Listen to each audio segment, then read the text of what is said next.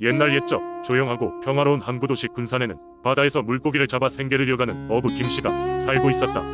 김씨는 성실하고 부지런했지만 어쩐지 그가 바다에 나가면 고기가 잘 잡히지 않아 항상 고민이었다. 어느 날 그는 여느 때처럼 아침 일찍 배를 끌고 바다로 나갔다. 평소에는 해가 중천에 뜨기 전에 어로를 시작했지만 이날은 조금 특별한 계획을 가지고 있었다. 김씨는 마을 어귀의 오래된 민속신앙을 떠올렸다. 마을 사람들 사이에서는 바다의 용왕이 매년 봄이 되면 한 어부에게 특별한 은총을 내려준다는 전설이 전해지고 있었다. 용왕의 은총을 받은 어부는 부모를 맞이할 수 있을 뿐 아니라 가족들도 병없이 평안하게 산다는 것이었다. 김씨는 그동안 이 전설을 크게 신경 쓰지 않았지만 최근 들어 더욱 힘들어진 가정 형편 때문에 어느 때보다 간절히 용왕의 은총을 바라고 있었다. 그는 용왕의 성대한 제사에 필요한 물건들을 준비해 바다의 한가운데로 나갔다. 숙련된 솜씨로 배를 수월하게 조정하던 김 씨는 어느덧 깊은 바다에 도착했다. 그는 준비해온 제사 음식을 차려놓고 어머니에게서 배운 기도를 드렸다. 그리고 나서 물속에 만든 나무 상자를 조심스럽게 던졌다. 상자에는 향기로운 음식과 함께 김 씨의 간절한 기도가 담겨 있었다.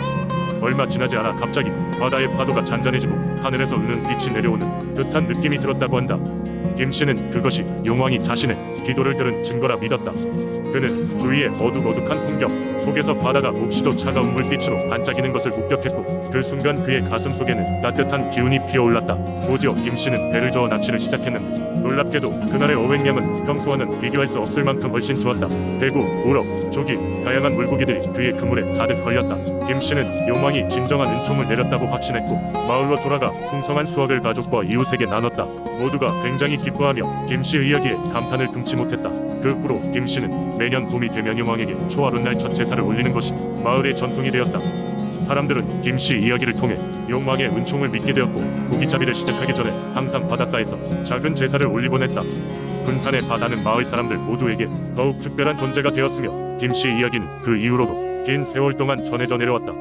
두 번째 이야기. 오래전 의정부의 시골 마을에는 안개 가자욱이 깔린 밤이면 으스스한 기운이 감도는 작은 숲이 있었습니다. 주민들은 그 숲에 대해 선뜻 말하기 꺼려했지만 호기심 많은 사람들은 그곳에서 일어난 기이한 사건들에 대해 소곤거렸습니다. 그 숲의 가장 깊숙한 곳에는 오랜 세월을 버틴 커다란 느티나무가 있었고 사람들은 그 나무에 구렁이가 산다고 믿었습니다. 그 구렁이는 단순한 뱀이 아닌 사람의 말을 알아듣고 심지어 꿈속에서 이야기를 건넨다고 했습니다. 한여름 어느 날 마을의 젊은이인 준호는 친구들과 함께 용기를 시험해보겠다는 생각에 그 숲을 찾아가기로 했습니다. 사람들이 자주 접하지 못한 신비로운 현장을 직접 보고 느끼고 싶었던 준호는 마음 한편에 두려운 마음도 있었지만 이를 애써 무시했습니다. 술기운에 젖은 친구들과 함께했고 숲 근처의 작은 연못에 도착했습니다. 연못 근처에서 물방울이 떨어지는 소리와 나무들이 바람에 흔들리는 소리가 혼합되어 기묘한 분위기를 자아냈습니다. 잠시 후 누군가의 장난스러운 제안으로 준호는 혼자서 느티나무를 만나러 가게 되었습니다. 친구들은 멀찍이 떨어진 채나무에 다가서는 준호를 지켜보았습니다. 느티나무에 다다른 준호는 갑자기 알 수 없는 기운에 휩싸였습니다. 나무 뒤쪽에서 무엇인가 꿈틀거리는 소리가 들려오는 듯했고 그 순간 그의 마음속에 이상한 기증과 함께 속삭임이 울려 퍼졌습니다. 그 속삭임은 조용하지만 정확히 그의 이름을 부르는 소리였습니다. 놀란 준호는 가만히 서서 그 소리에 귀를 기울였습니다. 그리고 입에서 나오는 질문을 막을 수 없었습니다. 당신은 누구입니까? 대답은 없었지만 속삭임은 더욱 강해졌습니다. 갑자기 옛날 이야기로만 들었던 전설이 눈앞에서 펼쳐진 것처럼 느껴졌습니다. 준호는 그 자리에서 마치 구렁이와 정면으로 마주하고 있는 것 같았습니다. 마침내 무언가 보이지 않는 존재가 그에게 이렇게 말했습니다. 두려워할 필요 없다.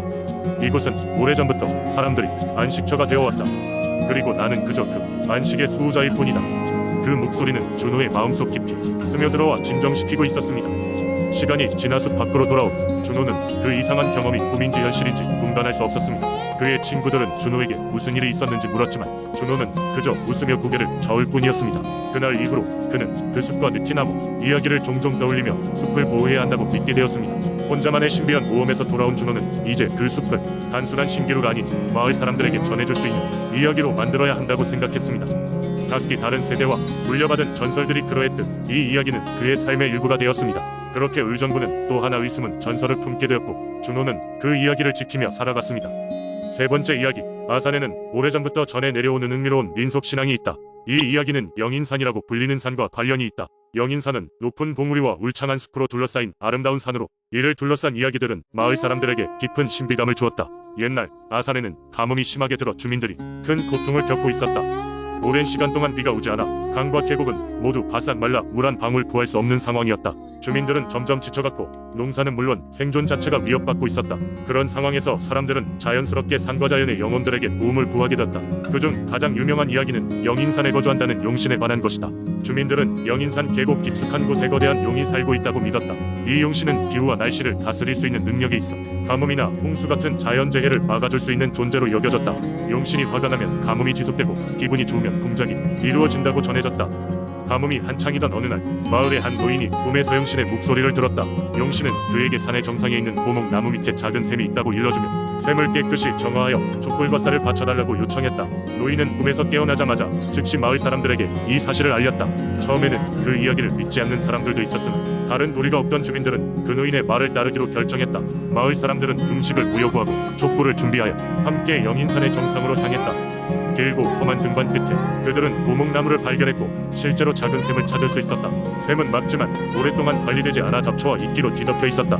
주민들은 노인이 일러준 대로 샘을 정화하고 준비해온 제물을 바쳤다. 그날 밤 마을에는 기적 같은 일이 일어났다. 하늘은 어둡게 변하고 천둥 소리와 함께 비가 내리기 시작했다. 비는 며칠간 계속 내렸고 주민들은 가뭄이 점차 해소되는 것을 체험할 수 있었다. 쌀 수확이 다시 시작되자 주민들은 모두 용신의 도움 덕분으로 여겼다.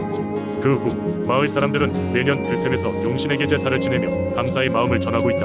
오늘날에 이르기까지 이 전설은 아산 주민들 사이에서 전해지고 있으며 영인산은 타 지역에서도 많은 이들이 찾아오는 성지로 남아있다. 이처럼 아산의 용신 전설은 자연에 대한 경애와 인간의 간절함이 빚어낸 아름다운 민속 신앙의 한 단면을 보여주고 있다. 네 번째 이야기. 한반도의 서남쪽 대지는 비옥하고 물길은 맑은 전주 평야에는 신비로운 전설이 내려온다. 전주는 옛날부터 물의 도시로 불리웠다. 그 중심에는 용머리샘이라 불리는 샘이 있었고 이 샘에는 전설처럼 아름다운 사연이 깃들어 있었다. 전주의 한 마을에 소담한 양반 집안이 있었다. 이 집안의 외동딸 이름은 이서연. 서연은 어릴 때부터 놀라운 미모와 지혜로 유명했고 그녀는 마을 사람들의 사랑을 받으며 자랐다. 어느 날 서연은 집에서 멀지 않은 들판 근처에서 놀다가 우연히 커다란 바위가 있는 물웅덩이를 발견했다. 그곳은 다른 어떤 물웅덩이보다 맑았고 물 위에 비친 햇빛은 무지개를 만들어냈다. 서연은 그 물웅덩이에 대해 더 알고 싶었다. 그래서 집으로 돌아가 물웅덩이에 대해 부모에게 여쭈어 보았다.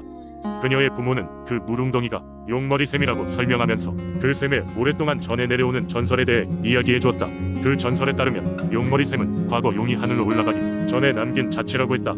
그 용은 원래 강력한 수호령이었으나 마을에 가뭄이 들어 바짝 말라가는 상황에서도 주민들을 위해 희생하여 하늘로 승천하지 못하고 이곳에 남았다고 전해진다. 서현은 매일같이 그 샘가에 앉아 노래를 불렀다. 그녀가 부르는 노래는 하늘로 날아가지 못한 용에게 들려주는 듯했다. 그러던 어느 여름밤 샘가에 앉아있던 서현은 갑작스러운 바람에 놀라 주위를 둘러보았다.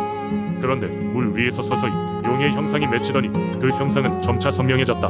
물속에서 용이 투명한 눈으로 서현을 바라보았다. 고운 아가씨여, 이곳에 찾아와 날 노래를 전해주어 감사하오. 용은 부드럽고도 장중한 목소리로 말했다. 서현은 놀라워하면서도 두려움 없이 용에게 인사를 드렸다. 용님, 저는 단지 물이 맑고 아름다워 여기에 온 것뿐입니다. 전설에 대해 듣고 안타까운 마음에 조금이라도 위로해드리고 싶어서 노래를 불렀을 뿐이에요. 용은 그런 서현에게 말했다. 너의 마음은 천사와 같기에 내가 너에게 큰 행운을 주고 싶다. 이 샘의 물을 먹고 바라는 바를 하나 소원해 보거라. 그래서 서현은 용에게 감사하며 샘의 물 한 모금을 마셨다. 그녀는 마음속에서 마을 주민들이 더 이상 가뭄으로 고통받지 않게 해달라는 소원을 빌었다. 다음 날 아침 전주 마을에는 어김없이 비가 내리기 시작했다. 그 비는 하루 이틀 그리고 일주일 넘게 계속 이어져 메마른 땅을 촉촉히 적셨다. 마을 사람들은 신의 축복이라며 크게 기뻐했고 서현이 빌었던 진심의 힘을 모두 알게 되었다. 그렇게 용머리샘은 마을 사람들에게 큰 축복을 가져다 주었고 서현의 이야기와 함께 많은 사람들의 기억 속에 남았다. 그 후 용머리샘은 전주를 지키는 신성한 곳이 되었고 전주 사람들은 매년 그 앞에서 축제를 열고 용에게 감사를 드렸다. 서현 역시 자신이 한 작은 선행으로 인해 전주가 풍요로워지는 것을 보며 행복하게 나날을 보냈다. 그리하여 용머리샘은 오늘날까지 전주의 상징이 되었다.